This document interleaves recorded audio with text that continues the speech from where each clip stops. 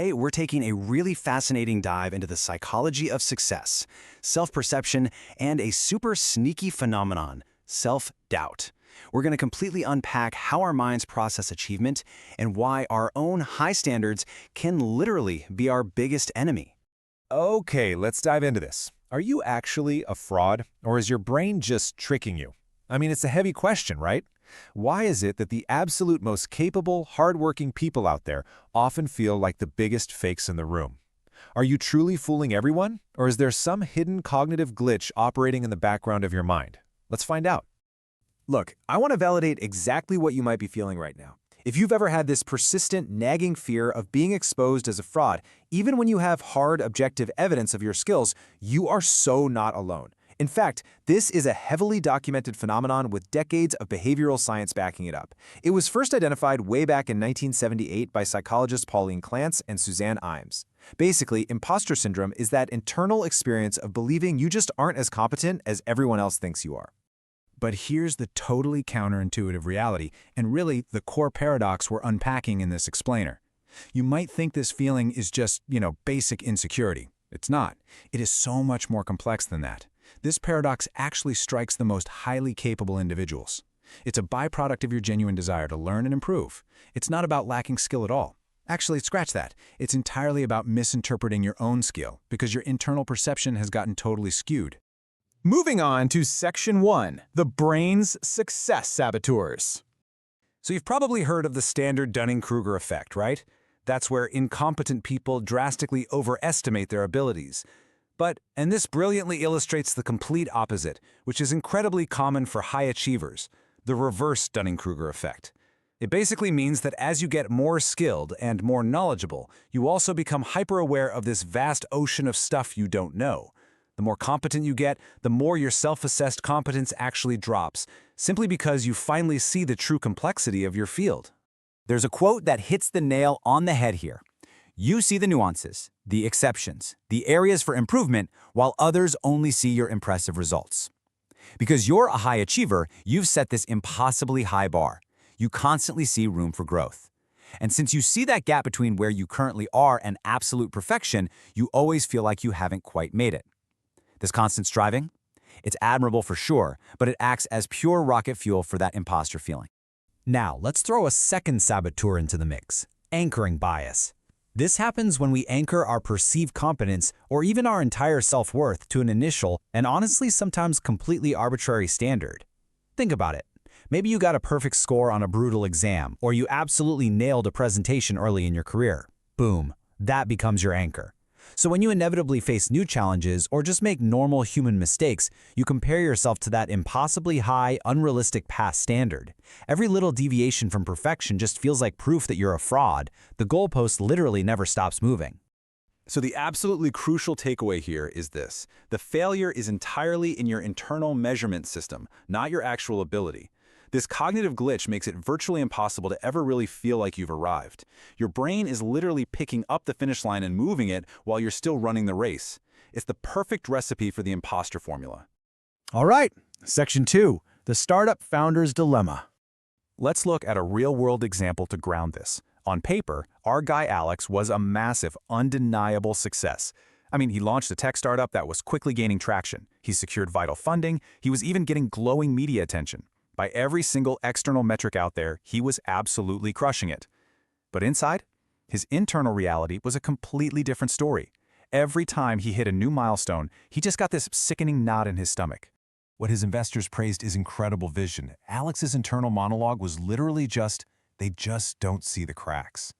When this team was popping champagne to celebrate a massive product launch, Alex couldn't even enjoy it. He was agonizing over one tiny, totally insignificant bug they hadn't patched yet. He was completely blind to his own success. Why does this happen? Well, it's because he was anchored to this idealized, completely unattainable version of success. He was constantly comparing himself to industry titans, which made him feel like a tiny fish in a massive ocean, totally ignoring his own massive achievements. Alex's reverse Dunning-Kruger made him hyper-aware of every single challenge, and his anchoring bias entirely blocked him from internalizing his real-world wins. He was completely trapped in the formula. Which brings us to Section 3, dismantling the imposter formula. Let's look at the evidence journal framework. This is a brilliant, super straightforward four-step process to build a factual, concrete counter-narrative to your inner critic. Step 1. Record your wins. Big ones, small ones, jot them down every day or week. Solved a tricky problem? Write it down. Step 2. Gather the evidence. List the actual specific skills or efforts that made that win happen. Step 3. Challenge the critic.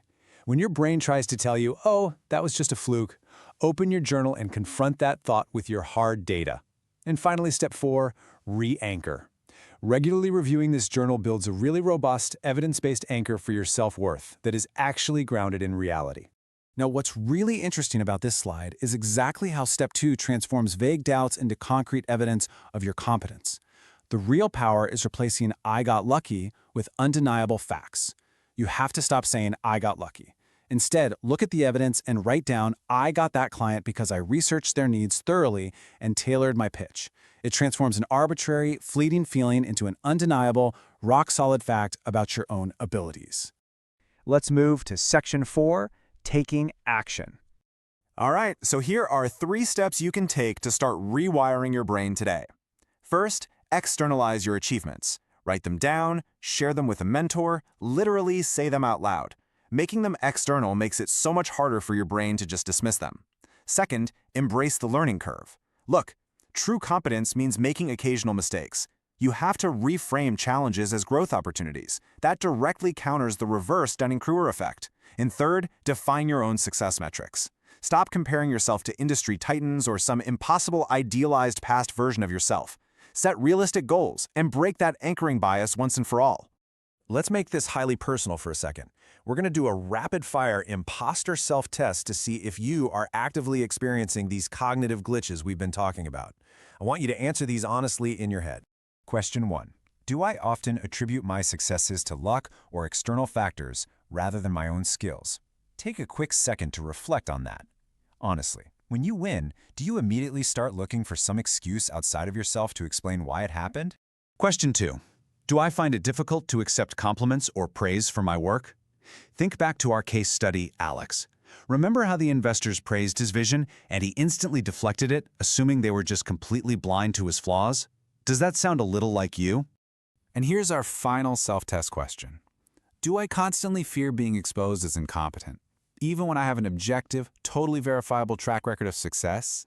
Well, if you just answered yes to any of these 3 questions, then my friend, you are actively experiencing the imposter formula right now. But, as we've learned in this explainer, understanding its roots in behavioral science is the absolutely vital first step to overcoming it. I really want you to internalize this core thesis. Imposter syndrome isn't a flaw, it's a fascinating byproduct of how our brains process success and self-perception. Those nagging feelings of doubt you wrestle with, they absolutely aren't signs of inadequacy. They're literally a side effect of your high functionality, your deep desire to learn, and your awareness of just how complex the world is. So I want to leave you with this final, incredibly important question. Now that you actually understand the hidden mechanics of your own mind, the reverse Dunning-Kruger effect, the anchoring biases, the whole shebang, how will you rewrite your internal narrative? The pen is entirely in your hands. Thanks so much for joining me on this explainer. Keep focusing on building out that evidence journal, and I'll catch you next time.